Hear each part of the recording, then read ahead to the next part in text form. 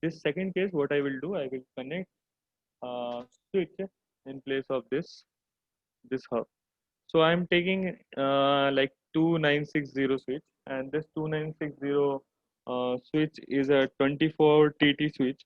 Basically, this switch will work on layer 2, and if you configure it in some advanced with some advanced configuration, you can work. You can have utilization of some of the properties from layer 3 also.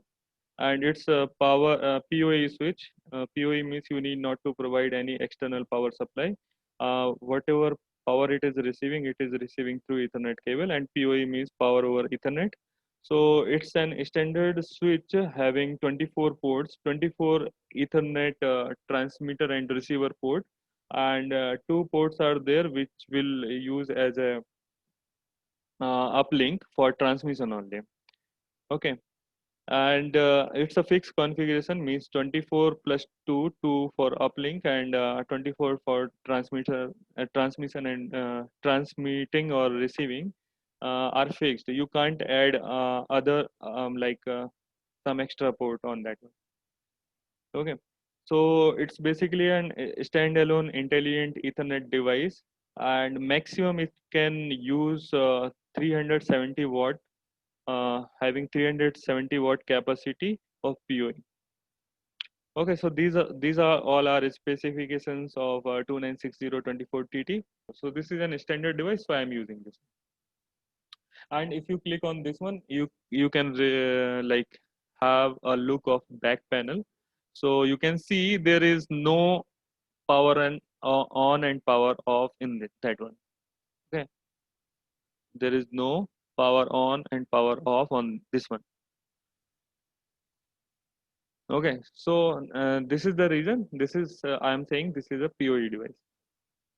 Okay, PoE enabled device, and you can see there are 24. This 12, this 12, that is 24 for TX and RX, and these two for uplink only. And there is no modules also. In module section, you can't be able to find any module. You can't add anything extra on this one. Okay, this is a standalone prefixed configuration. Okay, so now what I'm doing, I'm connecting wires from all the PCs to this switch.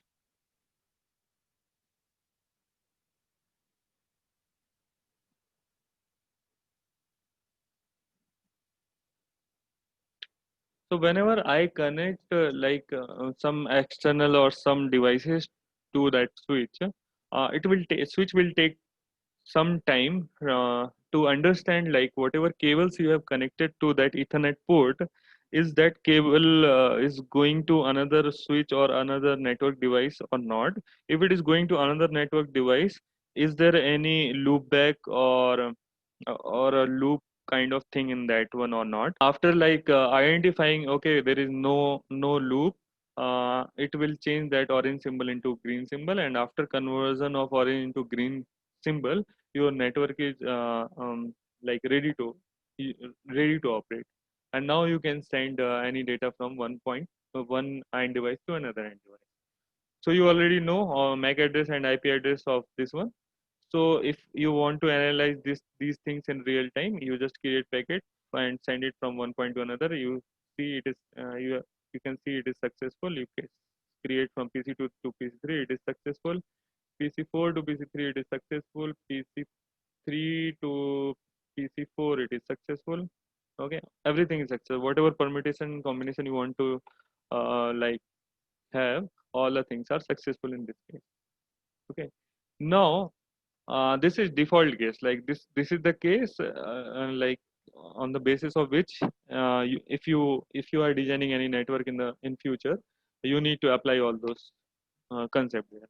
Okay, so this is the thing you can see in the real time.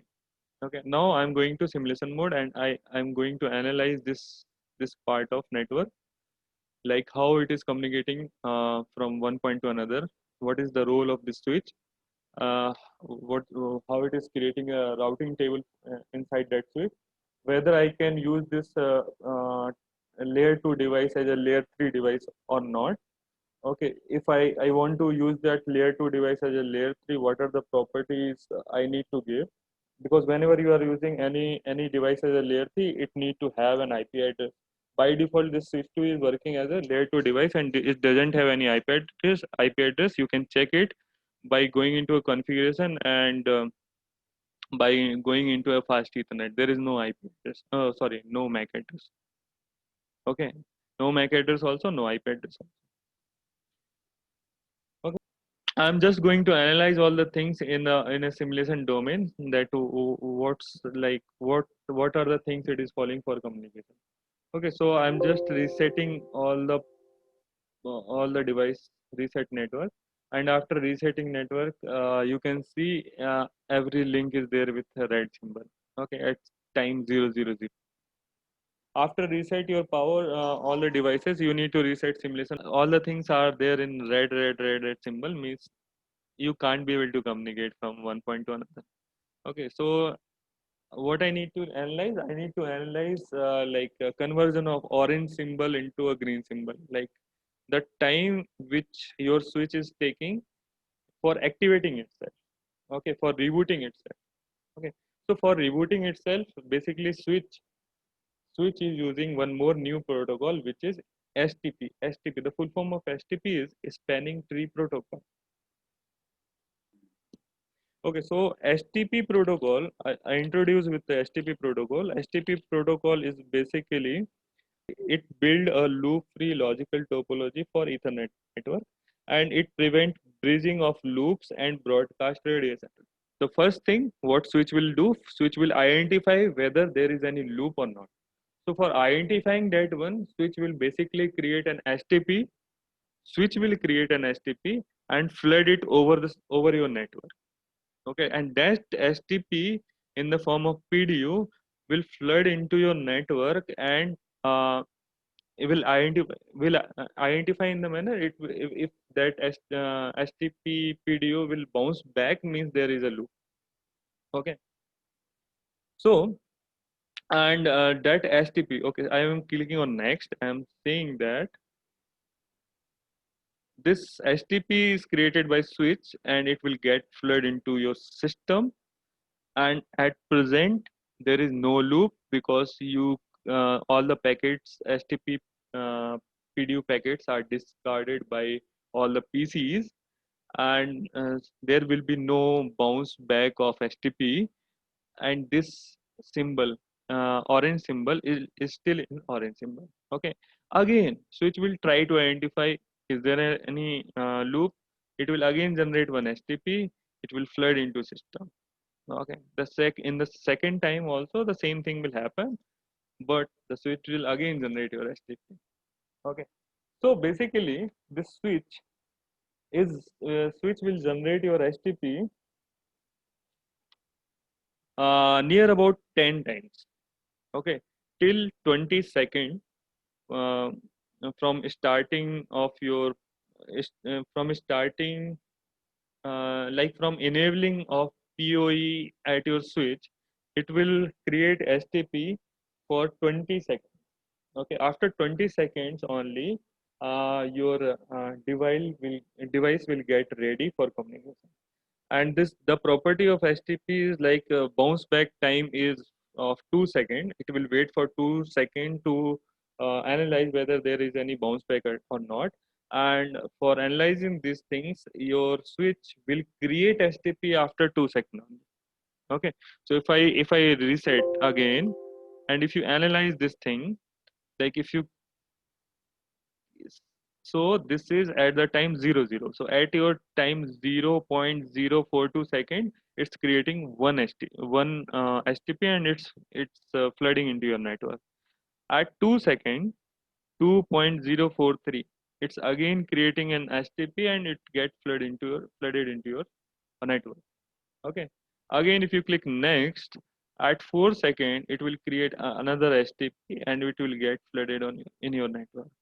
If you click next again, okay, check this orange symbol also. If still it is there in orange. Okay, you can't communicate from one PC to another PC or one end devices to another end devices. if it is in off range. Okay, so if you click again on this, it is 8 second, and at 8 second it's again creating an STP. At 10 second again it is creating an STP. At 12 second again it's creating an STP, and still all the things are in orange symbol. Okay, at 14 second again it's creating STP. 16 second again it's creating an STP. 18 second again it's creating an STP. And if you click next, which is 20 second, at 20 second you can see that all the things near about 20 second, it's 20.066 seconds. Okay, so at near about 20 seconds after releasing 10 STP broadcasts, all the STPs which are now which this switch is flooding into your network are getting discarded by all the end devices. Okay, and after 20 seconds your device will get ready for like communication of between two end devices. And if I'm not sending anything from one PC to another PC or one end device to another end devices, your switch will like continuously create this STP packet in every 2 seconds. Okay, it will not stop after 20 seconds also. Each and every 2 seconds it will identify that whether there is any loop or not. So it will like regularly create this. Okay, so you are not sending anything from one end device to another device, but your STP is regularly taking care of your network, means it is regularly checking for loop in your network. So it will regularly check. Okay, now we will analyze this thing, this local area network. So for analysis, what we will do, we will create one packet. Okay, we will okay, before analysis let's go to let's see some property. Okay, so go to your PCs, and you can write IP config slash all, and you can identify IP addresses. Since I have already performed that one, I am not writing IP configuration. If you write ARP-A, you can see there is no ARP table. Okay, you can check this ARP thing in all the computers. Okay, for PC3 also, this is ARP-A. If you write, you can see there is no ARP entries found. Now I go to this switch. In switch also, I can identify whether there is any routing table in that one or not. So first I need to enable that switch. Okay, either you write enable sort en or write en tab. Okay, if you press tab, it will like display full command. Okay, full command is enable. So either you write enable or en, both are same. So after writing enable, after enabling your switch, you just write switch MAC address. Okay. So if I write switch MAC address, it will display all the routing table of this switch. Okay, means it will display what are the devices connected to it. Okay, the MAC addresses of all the devices and from where, which port it is connected. Okay, which port of this switch 0.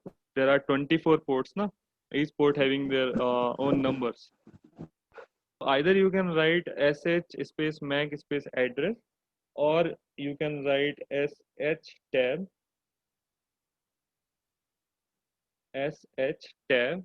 So sh is basically show. Okay, when you write MAC, you press tab. MAC is MAC.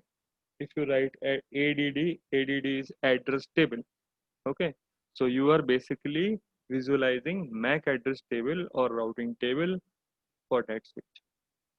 Okay, and if you want to identify like what are the other commands you can use, you just enter question mark. Okay, so you can identify, you can use clear, clock, configure, connect, copy, debug, delete, dir, disable, disconnect, enable, erase, exit, logout, more, no, ping, reload, resume, setup, show. All these commands you can use. Okay, so no need to remember all these syntax. Okay, just press question mark after enabling, and you will end up with all the commands whatever you can use in that in that line. So in this way, what I have seen, there is no MAC address table in that switch one. Sorry, switch 0. So now what I am doing is I am sending one packet from PC1 to PC3. Okay. So if I send that packet from PC1 to PC3, it will create one ARP. Before sending that ICMP, it will create one ARP, and if I see this ARP is in broadcast mode. Okay, that thing will go to your switch, and this switch will create replica of that ARP because it's in broadcast mode. Okay, and this replica will get flooded into your network in this case.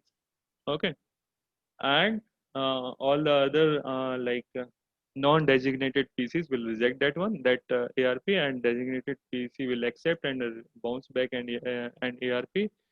And now it is in bounce back mode, and you can see that outbound doesn't have broadcast. Okay, so now this switch will directly transfer this ARP to PC1. It will not create replica of this one and flood into your network. Okay, is that clear? This is something different from your hub phase.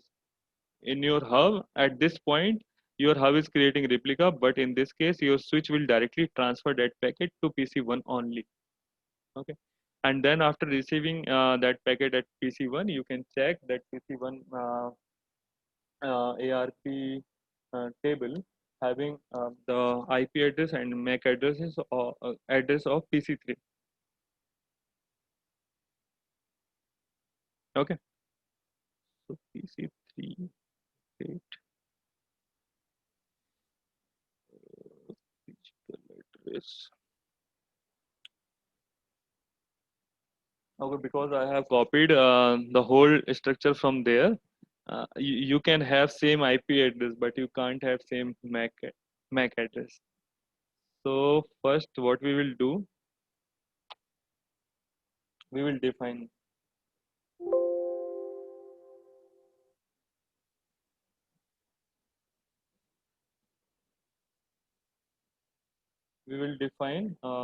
manual MAC address so that you can identify all the things. So this is 00 BB dot 00 BB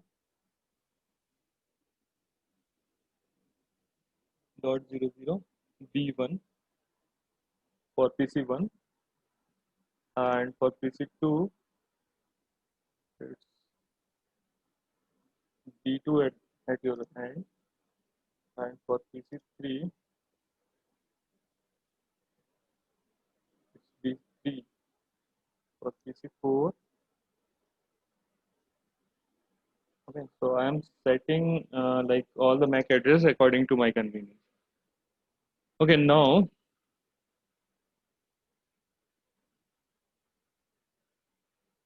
okay, everything is green now, and I am sending one packet from PC1 to PC3, and after this ARP, okay, after this ARP, I can see that I'm having destination MAC address. So my this ICMP is directly going to this destination from this source, having destination MAC address and source MAC address.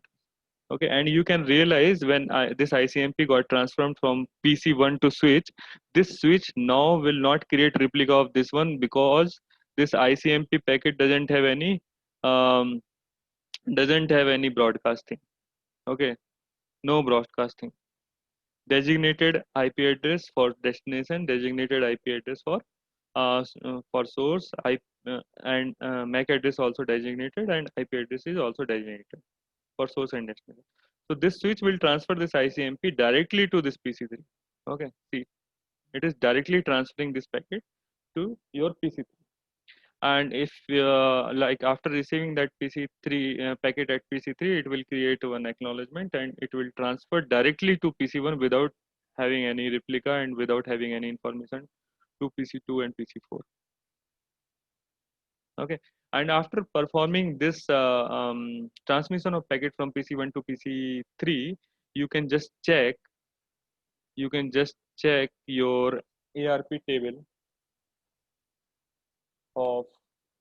of your PC1, and if your ARP table of PC1 having IP address of PC3 and MAC address of PC.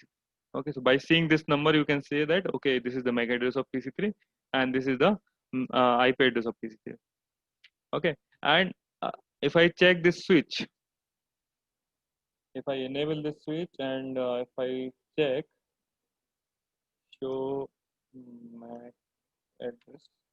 Okay, so switch is having uh, like all the informations of port 1 and port 3. Like port 1 is connected with this MAC address, port 1 is connected with this MAC address. Okay, port 3 is connected with this MAC address. This is your port 3, this is connected with here. By for identifying, I just hover it at your wire and you can see that it is port 1, and if I hover it here, okay, this is port 3. So in this way, I have communicated a packet from PC1 to PC3. Okay, if I again want to transmit PC1 to PC3, there is no ARP generation of ARP, and this packet will directly transfer into PC3. Or if I do from PC3 to PC1 also, there is no ARP generation. Okay, this ICMP, you can check here. This ICMP will go to your PC1 and you will get acknowledgement. And when your system is in ideal state, it will run STP at every 2 seconds, after an interval of every 2 seconds. Okay. Now, if I want to communicate PC4 to PC2, okay.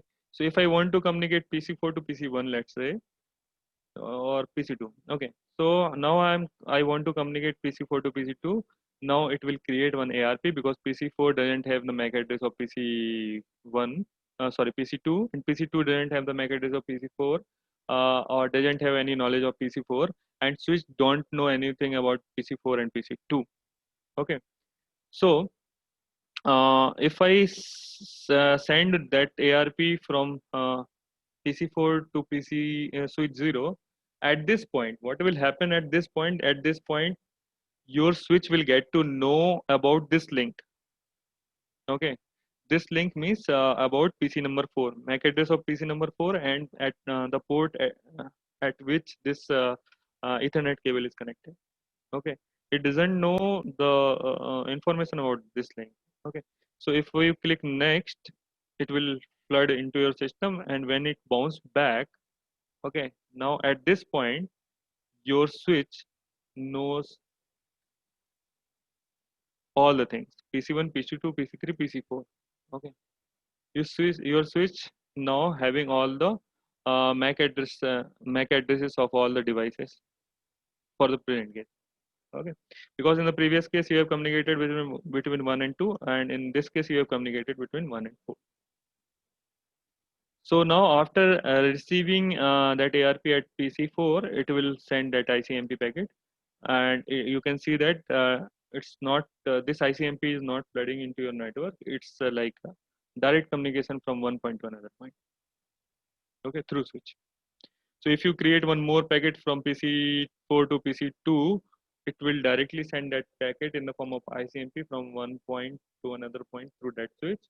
Okay, the other devices in this example, basically other devices are not knowing what you are communicating between PC2 and PC4. Okay, this is basically creating. If I do in the reverse manner also, it will not create any ARP because this computer having the information of this one.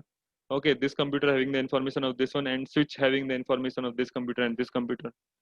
So if they all have information about each other, they are not creating any ARP.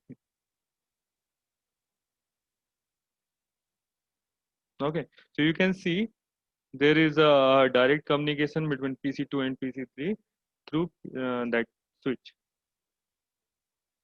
Okay, that's why this switch is an intelligent device. It can remember, okay, this what MAC address and what is at which port. Okay, So now you can, if you want to communicate between PC1 and PC3, it can communicate successfully without generation of any ARP. If you want to communicate PC2 and PC4, it can communicate without generation of any ARP. And switch having all the information of all the PCs. But if you want to communicate between PC1 and PC4, okay, it will create an ARP. It will create an ARP because PC1 doesn't have all the it doesn't have information, MAC information above of PC4, and PC4 don't have any information of MAC about PC1. But your switch having all the information. Okay, so when you create one packet from PC1 to PC4, okay, it will create one ARP before sending that packet, and that ARP will flow to switch, and that switch, since it is in broadcast mode, it will flood, and again the same thing will happen, and you will get a bounce back of your ARP with the MAC address of this one. Okay, then if you send your packet, it will directly go from PC1 to PC4. Okay, so this is the thing happening with switch. And whenever your network is ideal, if you click next, after getting this acknowledgement, if your system is ideal, it will uh, like, see this one, this is 39 second. Okay, at 39 sec, okay, it is 41 second. At 41 second, if it is creating one HTTP flood, okay, so after adding 2 second, at 43.029, it will create another HTTP. Okay, at 43, it will create another packet, and it will again get flooded into your system. So in that free time, it basically check the looping part. Yeah. So this is the like demonstration for your switch and hub.